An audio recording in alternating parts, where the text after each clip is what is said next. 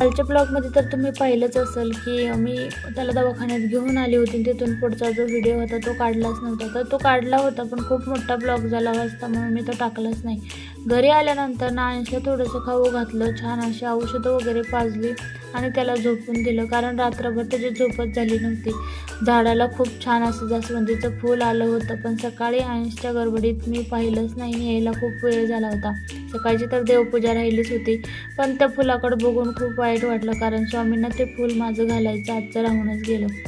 त्यानंतरने येताना काही द्राक्ष वगैरे घेऊन आणली होती. आणि द्राक्षाचं कसं आहे की आजकाल फवारणी वगैरे भरपूर मारतात, कीटकनाशक काही होऊ नये म्हणून, आणि त्या फळांवरती खूपच औषधं वगैरे मारली जातात. तर ते फळं पहिले आणलं की स्वच्छ धुवून घ्यायचं पाण्यामध्ये, मगच ते खाऊ घालायचं. छोटी मुलं असू या मोठी, कारण आजकालचे काही होऊ शकतं त्यामुळं. आणि खूप छान असे द्राक्ष गोड वगैरे होती, तर ती येताना मी घेऊन आली होती, कारण अंशला पण आत्ता नवीन नवीन हे जे असे फ्रूट्स असतात ते खाऊ वाटतात, मग त्यालासुद्धा ते कळावं म्हणून. तर इथंच बघा लाईट लावली आणि छोटंसं बटरफ्लाय उडत उडत आलं होतं. बटरफ्लायचं लाईफ तरी काय आहे 2-3 दिवसाचं, पण किती आनंदाने ते बागडत असतं, उडत असतं, त्याचा आनंद आयुष्याचा घेत असतं. तसं माणसांनी सुद्धा तसंच केलं पाहिजे.